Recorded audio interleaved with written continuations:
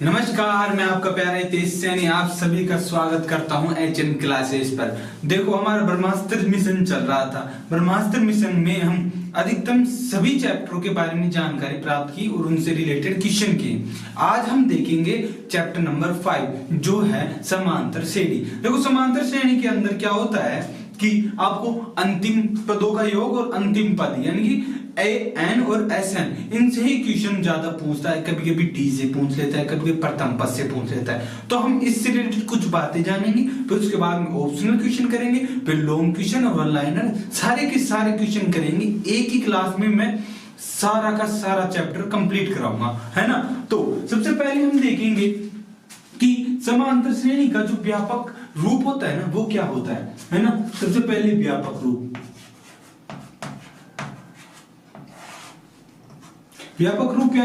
क्या होता है?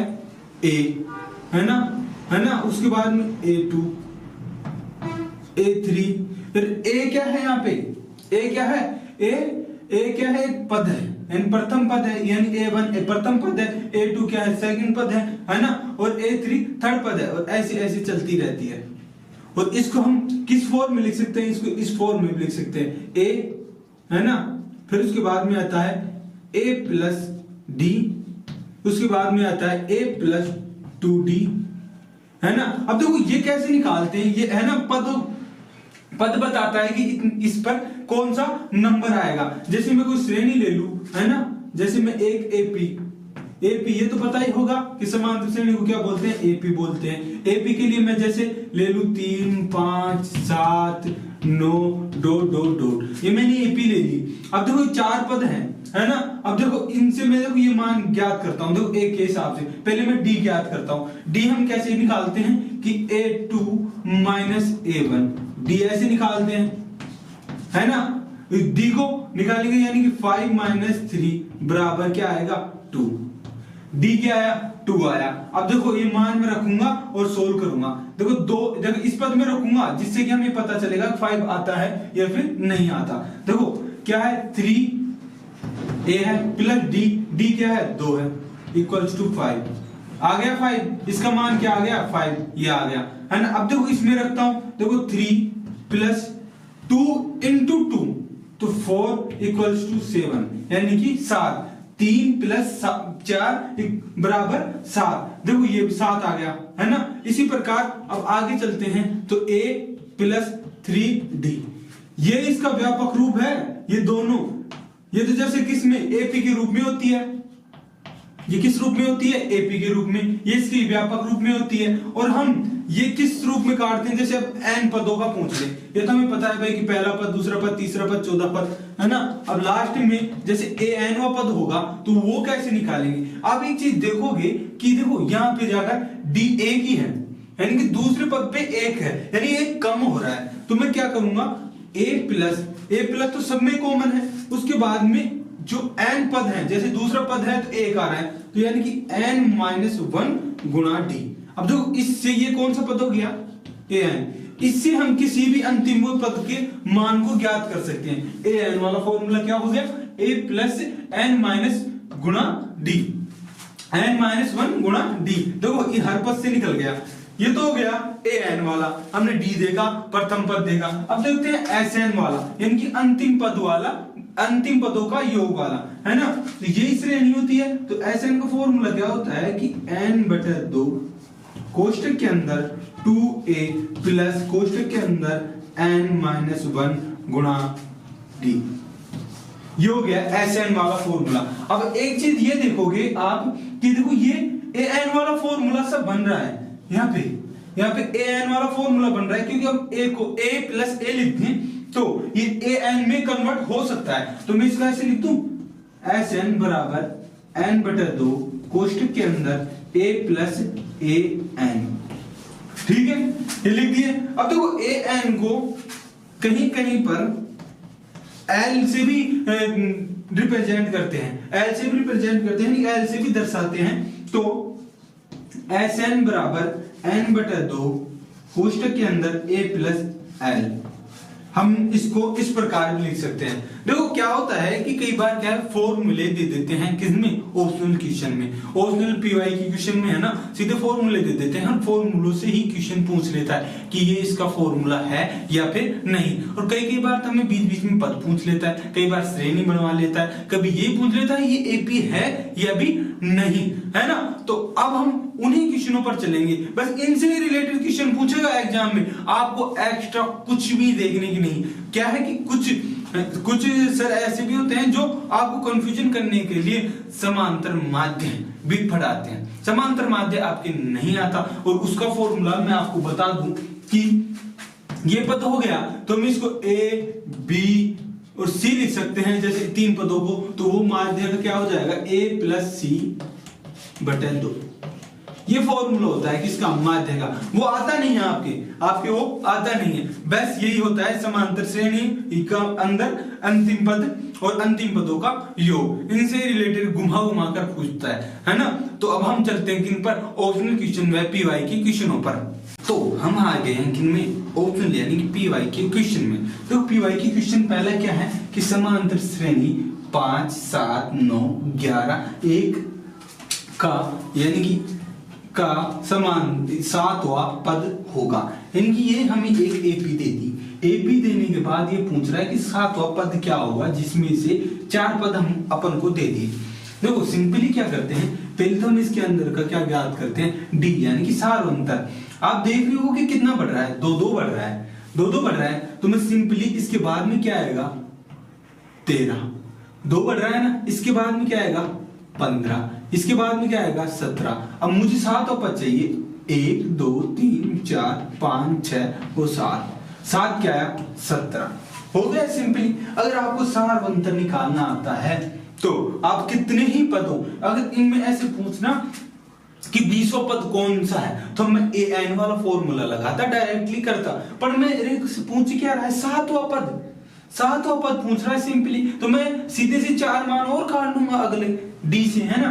तो अब हम अगले क्वेश्चन पे चलते हैं कि समांतर श्रेणी ये दे रखा है -5 -1 3 7 का सारवंतर होगा, यानी कि मैं एक एपी देती, अब सारवंतर पूछ रहा है। देखो इस प्रकार की क्वेश्चन में क्या होता है कि जैसे माइनस के पदों से स्टार्ट है ना, तो आपको वो कंफ्यूजन कर रहा है कि माइनस के पदों में से आप कैलकुलेशन कर पाते हो या नहीं। तो देखो इस प्रकार के क्वेश्चन में कैलकुलेशन करते हैं, जैसे मैंने बताया a2 -a1 होता है, तो a2 क्या है -1, माइनस है इधर, है ना, ये माइनस है, और जबकि माइनस का 5 ऐसे लिख लो, जब ये माइनस से इंटू होगा तो क्या आएगा -1 प्लस का 5, और प्लस का ज्यादा है प्लस का 5 और प्लस का 5 और माइनस का 1, तो क्या बचेगा 4। अब देखो गलती क्या होती है कि यहाँ पर लगा देते हैं कई बार माइनस, देखो इस माइनस के चलते यहाँ पे माइनस लगा देते हैं और सारी गलती यहीं पे हो जाती है, और क्या कर देते हैं माइनस की, भाई माइनस के 4 के आसपास आएगा,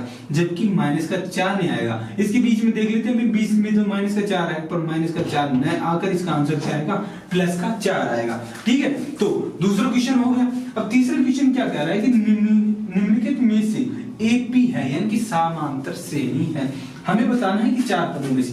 अब देखो गलती कहां होती है पीवाई की क्वेश्चन में, आप देखोगे कि यहाँ पे कितना बढ़ रहा है 2, यहाँ पे कितना बढ़ रहा है, आप ऐसे में देखना 2 4 8, ये तो भाई रूट्स निकल रहे हैं, चलो चलो चलो लगा दो, हमें सारवंतर देखना है। ये गुणोत्तर श्रेणी है यानी कि जीपी है ना, जीपी है, पर हमें जीपी देखना है नहीं, हम क्या पढ़ रहे हैं समांतर श्रेणी पढ़ रहे हैं। अब देखो इनमें अंतर कितने का है 4 का, अब इसमें कितने का, यानी कि हर बार अंतर अलग अलग आ रहा है, तो ये तो होगा नहीं, है ना। उसके बाद में चलते हैं इस पर, देखो कितना बढ़ रहा है 2 बढ़ रहा है, अब कितना बढ़ रहा है 1 बढ़ रहा है ना।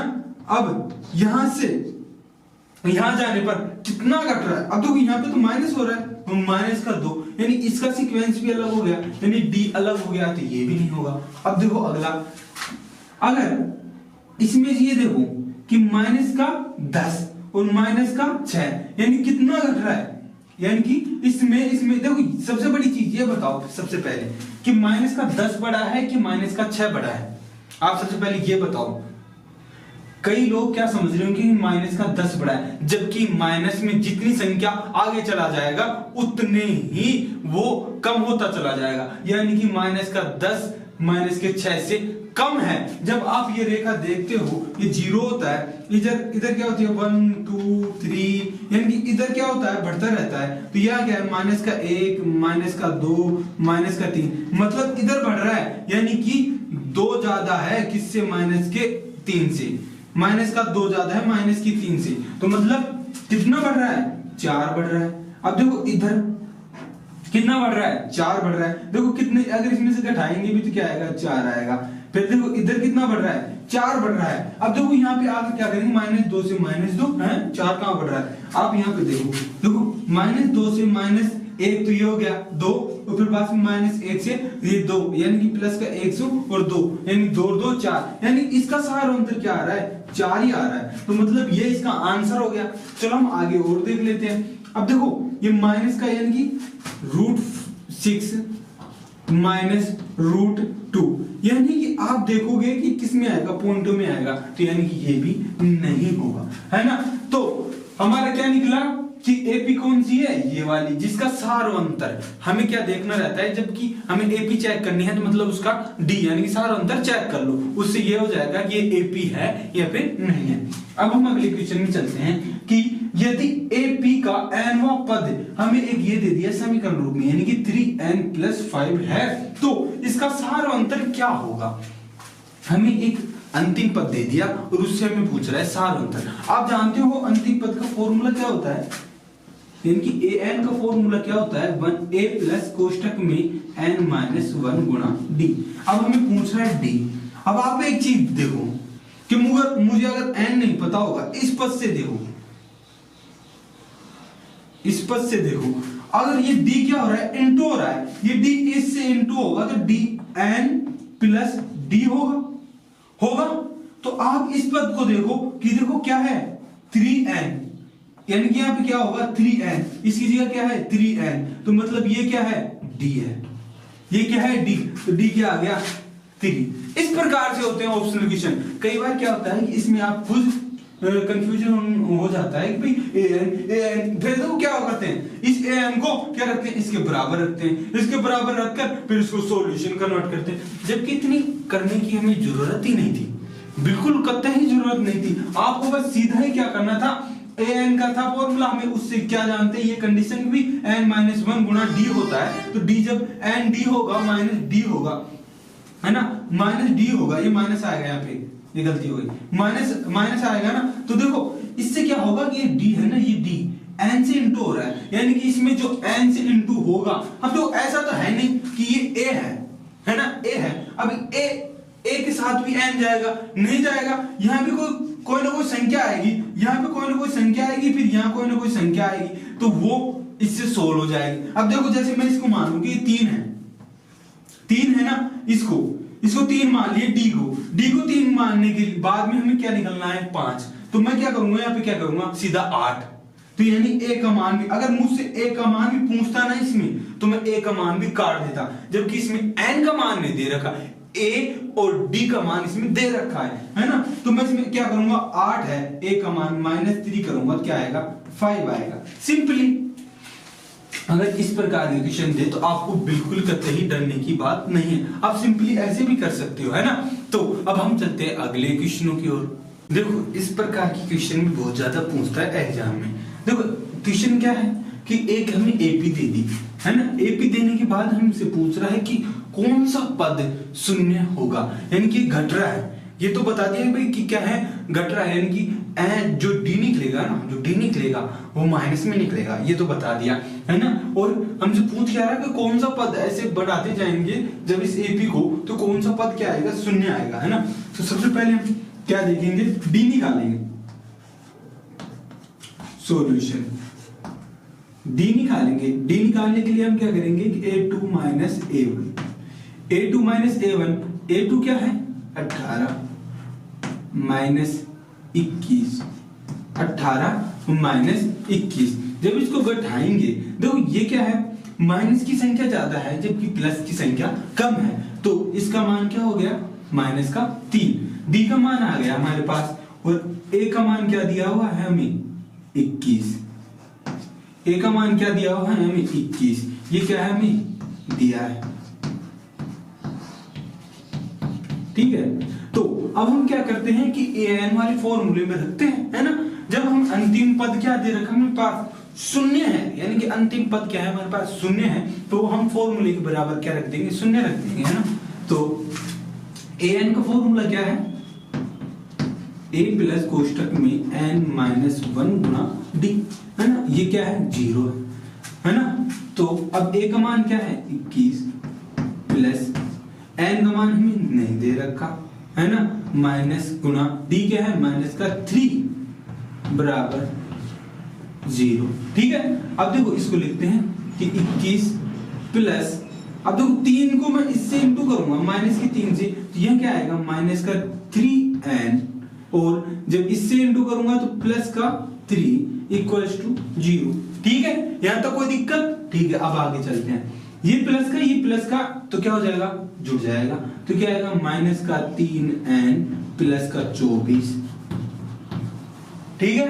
अब हम आगे चलते हैं कि 3n, अब इस 24 को मैं इधर लाऊंगा तो क्या हो जाएगा -24, ठीक है। तो माइनस से माइनस क्या हो जाएगा, कैंसिल। अब क्या आएगा 3n बराबर 24। अब n बराबर क्या हो जाएगा, n बराबर 24 बटे 3, n बराबर 24 बटे 3, तो n कितना हो जाएगा 7 की 7 चौक 28 है, 7 का नहीं 3 के भाड़े से काटना है ना, 3 सत्ते 21, 3 सत्ते 21, 3 7, 3 सत्ते 21, 3 8 24, तो क्या हो गया 8, है ना, 3 8 24। अब n का मान हमें यानी कि 8 है ना, 8वां पद क्या आएगा 0 आएगा, 8वां पद क्या आएगा 0 आएगा। देखो n बराबर क्या हो गया 24 बटे 3, 24 बटे 3 होने के बाद में n क्या आ गया, n बराबर है ना 3 अंठे 24, 3 अंठे 24, तो ये आ गया आपका n। देखो n क्या आ गया 8 आ गया, यानी कि 8वां पद क्या होगा 0 होगा, 8वां पद क्या होगा 0 होगा, यानी 3 तो पद हमारे पास निकल ही गई, 3 तो पद हमारे पास निकल ही गए, उसके बाद में 5 पद और निकलेंगे, और उसके बाद में 8वां पद क्या आएगा 0 आएगा, 8वें पद का मान क्या आएगा 0, ठीक है। इस प्रकार के क्वेश्चन भी पूछ लेता है एग्जाम में, तो हमें चारों तरफ से सतर्क रहना है कि क्वेश्चन घुमा घुमा कर पूछता है एग्जामिनर, वो आपके अंदर की क्षमता को जांचता है कि वो कितनी तैयारी कर रहे हैं, है ना। कुछ क्वेश्चन हमने सोल्व कर लिए थे, अब हम और चलते हैं अगले क्वेश्चनों पे। देखो इस प्रकार भी पूछ लेता है कि बीच में आपको पद नहीं देता है और अगले व पिछले पद दे देता है और हमें बीच के पद का मान ज्ञात करवाता है। तो सबसे पहले हम इसको सॉल्यूशन करते हैं। सॉल्यूशन कि कौन सा, पहला। देखो इसमें क्या क्या दे रखा है, एक तो हमें a दे रखा है जो क्या है 2, और एक हमें दे रखा है a3 क्या दे रखा है 26, दो चीजें हमें दे रखी है और हमें पूछ क्या रहा है a2, कि हमें क्या ज्ञात करना है a2। अब देखो मैं इस a का मान है ना इस समीकरण में रख दूं, यानी a3 की समीकरण में रख दूं, तो मुझे ऑटोमेटिकली क्या आ जाएगा d प्राप्त हो जाएगा, है ना। तो देखो मैं करता हूं, देखो an का क्या है, an यानी कि तीसरा पद, a प्लस कोष्टक के अंदर n माइनस n क्या है तीसरा पद, तीसरे में से 2 अगर सीधा माइनस करूं तो 2d इक्वल्स टू 26, ठीक है। देखो an वाले फॉर्मूले में रखा हूं मैं मान, है ना। मान रखने के बाद अब देखो आगे सोल्व करते हैं इसको। इसमें a का मान क्या है 2 भी रखो, 2 प्लस 2d इक्वल्स टू 26। अब 2 इधर आ जाएगा तो 2d इक्वल्स टू 26 है ना। अब d बराबर 26, ये 2 इधर आया तो क्या आएगा 2 माइनस का, और क्या आएगा 24 बचेगा, क्या बचेगा 24 बचेगा 2 इधर आने के बाद में। अब d बटा 2 और अब क्या आएगा 12, यानी कि d का मान क्या आ गया 12 आ गया। अब देखो 12 आ गया तो मैं d2 ज्ञात कर सकता हूं। d2 कैसे ज्ञात करेंगे, इसमें 2 के अंदर 12 जोड़ेंगे तो इसका मान क्या आ जाएगा 14। d क्या होता है अनुसार अंतरित होता है। अब इसके बीच में कितने का अंतर है 12 का, और इसके बीच में अंतर कितने का है 12 का। यही तो होता है एपी, यानी कि अगर हमें अगला या पिछला पद दे रखा हो तो बीच का पद हम आसानी से निकाल सकते हैं। अब देखो इसी प्रकार मैं इस दूसरे क्वेश्चन को सोल्व करता हूं कि सॉल्यूशन, दूसरे क्वेश्चन में मुझे क्या क्या दे रखा है, a2 दे रखा है, a2 क्या दे रखा है 13, और दूसरा मुझे दे रखा है क्या a4 दे रखा है, a4 क्या दे रखा है 3, है ना। अब एक चीज तो यह है कि मैं इसको देखने पर ही पता पड़ गया कि जो डी है ना वो माइनस का आएगा, क्योंकि घटता हुआ जा रहा है पद है ना, घटते हुए जा रहे हैं। तो अब मुझे ज्ञात क्या क्या करना है, ए ज्ञात करना है और ज्ञात करना है क्या a3 ज्ञात करना है, ठीक है। तो सबसे पहले मैं क्या करता हूं कि इन दो समीकरणों से डी व ए ज्ञात करता हूं। देखो समीकरण किस प्रकार बनाते हैं, जैसे a2 है, A2 का व्यापक क्या था कि a प्लस डी, है ना, a प्लस डी तो था जिसमें हमें a भी नहीं पता, a plus D equals to 13, ठीक है। और a4 का क्या था, a4 का यानी कि a प्लस 4 पद है 4 माइनस 1 यानी कि 3d, इसी प्रकार तो लिखते हैं, और क्या आएगा 3। तो हमारे पास दो समीकरण प्राप्त हो गई, पहली और दूसरी। अब देखो इन दो समीकरणों से मैं क्या करूंगा, विलोपन विधि से, जो मैंने आपको क्या कराई थी, रैखिक समीकरण वाले में कराई थी, रैखिक समीकरण वाले चैप्टर नंबर 3 में कराई थी, विलोपन से, जैसे माइनस माइनस और माइनस। अब देखो ये इससे कैंसिल हो जाएगा, है ना, क्योंकि यहाँ प्लस या माइनस, प्लस यहाँ पे माइनस, यानी कि ये विपरीत चिन्ह आते हैं, यहाँ पे प्लस यहाँ पे माइनस, यहाँ पे प्लस यहाँ पे माइनस। अब देखो प्लस माइनस ये कैंसिल हो गया, अब माइनस का 3 और प्लस का 1 तो क्या बचेगा 2d, किसका माइनस का। अब देखो इसमें से घटाएंगे तो क्या बचेगा 10 और d बराबर क्या बचेगा 5, और जो ये माइनस है ये माइनस यहाँ पे आ जाएगा, यानी कि हमें d प्राप्त हो गया। अब देखो d को मैं किसी भी एक समीकरण में रख देता हूं, d को मैंने रख दिया किसमें, d का मान समीकरण नंबर 1 में, इन मान 1 में रखने पर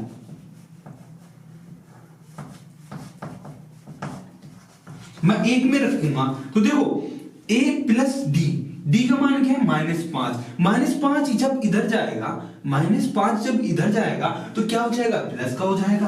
तो a बराबर जब 13 में 5 प्लस करेंगे तो a का मान कितना हो जाएगा 18।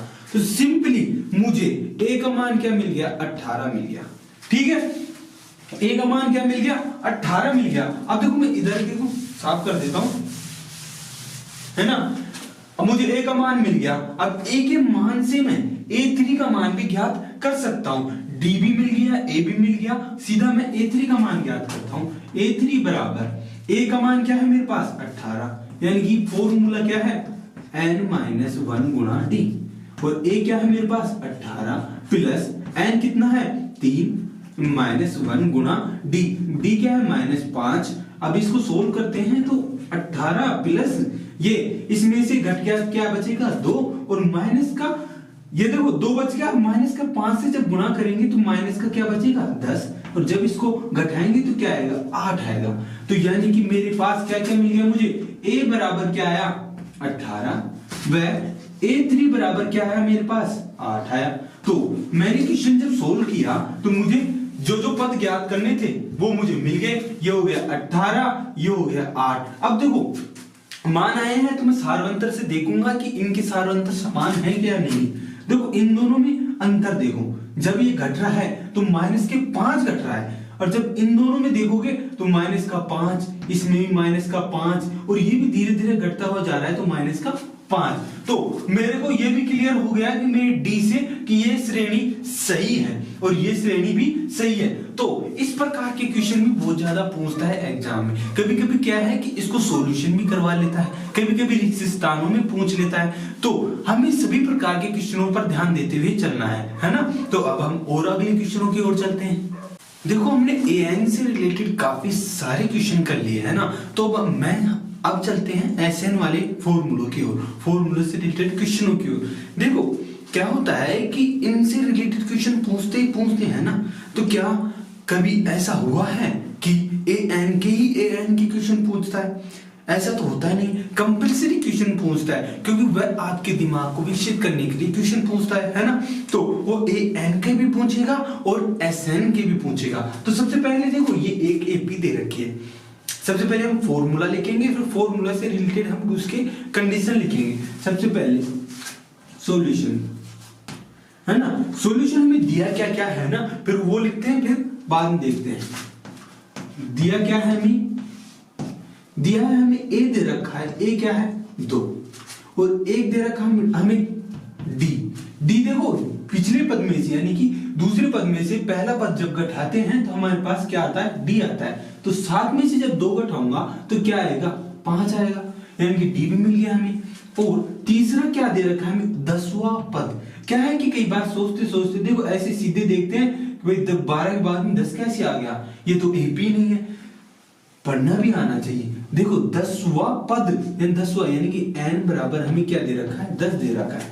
ठीक है, हमें 3 चीज दे रखी है, हमें चाहिए क्या, SN चाहिए। SN का फॉर्मूला क्या होता है, SN बराबर n बटा 2 कोष्टक के अंदर 2a प्लस कोष्टक के अंदर स्मॉल कोष्टक के अंदर n माइनस 1 गुणा t और कोष्टक बंद। ठीक है, तो अब हम मान रखते हैं इसके अंदर n का मान क्या है, 10 बटा 2 कोष्टक है ना, बड़ा कोष्टक, फिर 2 इंटू a का मान क्या है 2 इंटू 2 प्लस n का मान क्या है 10 माइनस 1 गुणा d का मान क्या है 5 कोष्टक। अब देखो सोल्व करते हुए चलते हैं, जब 10 में 2 का भाग देंगे तो क्या आएगा, 5 आएगा। अब अंदर इंटू करो 4 प्लस, अब देखो ये माइनस करो 9 आएगा, और 9 इंटू 5 तो कितना हो जाएगा 45 कोष्टक।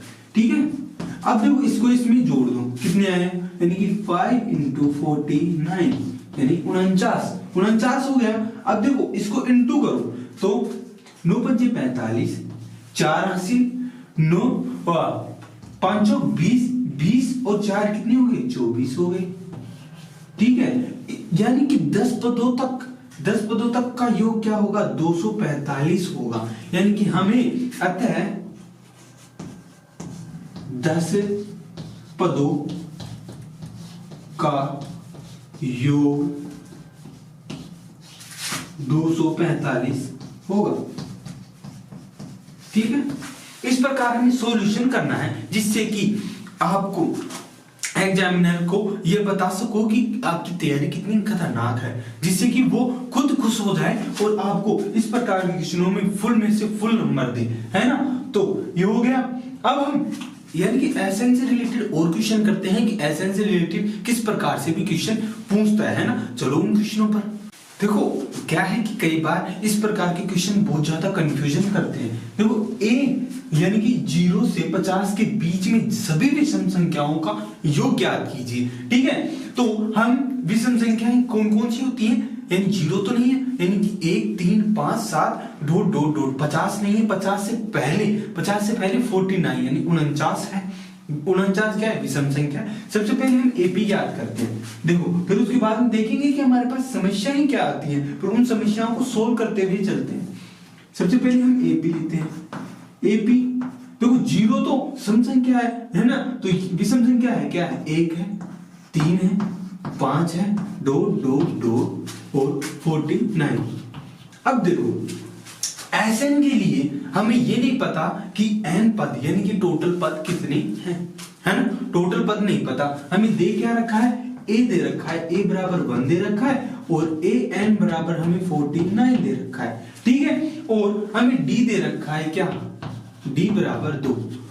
पर मैं ए एन से मैं सीधा एन तो ज्ञात कर सकता हूं, यानी कि कितने पद हैं वो तो ज्ञात कर ही सकता हूं। वैसे मैं डायरेक्टली बता सकता हूं, पर ये क्वेश्चन इस प्रकार से घुमा के दिया है तो हम ये कम से कम 3 या 4 नंबर के क्वेश्चन में पहुंचेगा, इसलिए तो इसमें दोनों आ रहे हैं, यानी कि ए एन भी आ रहा है और एस एन भी आ रहा है। तो सबसे पहले मैं ए एन के फॉर्मूले से क्या है, एन ज्ञात करूंगा। ए प्लस कोष्टक के अंदर एन माइनस 1 गुणा डी। अब इसका मान कितना है, 49। तो ए का मान क्या है, 1 प्लस एन नहीं पता, एन माइनस 1 गुणा डी क्या है, 2 है, बराबर 49। अब देखो 2 को अंदर गुणा कर दो और घटा दो, देखो 2 आ गया तो 2n, ये माइनस का 2 आ गया और प्लस का 1 तो माइनस का 1, ठीक है 49। अब ये इधर आएगा तो 2n बराबर इधर आ गया तो 50 और n बराबर 25, ठीक है। यानी कि हमें n यानी पदों का यानी कि n हमें मिल गया। n मिलने के बाद में अब देखते हैं Sn।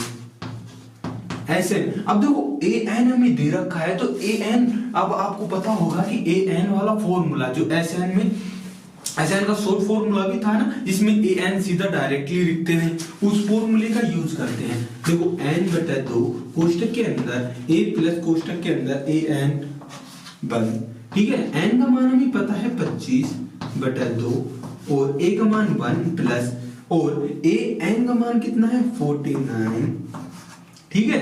अब देखो इसको सोल्व करते हैं तो क्या आएगा 25 × 50 और बटा 2। अब देखो इसको इतना करने के बाद में 2 के फाड़े से मैं इसको काट दूंगा 50 को, तो क्या आएगा 25 × 25, और आपको पता होगा कि 25 × 25 क्या होता है 625, ठीक है।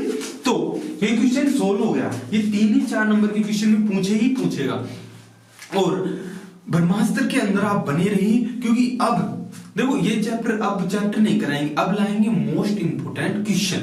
देखो जैसा होगा ना तो हम ऑप्शनल क्वेश्चनों के भी मैराथन लाएंगे, जिसमें हम कम से कम 20 से 50 के बीच में रखेंगे कि ऑप्शनल क्वेश्चन लेके चले, यानी कि कंप्लीट रिसोर्सेज यानी पूरा सोर्स लेकर चलेंगे, जिससे कि आपके एग्जाम की तैयारी शानदार हो जाए, है ना। तो बने रहिए हमारे साथ ब्रह्मास्त्र मिशन में, है ना। अभी के लिए इतना ही, धन्यवाद।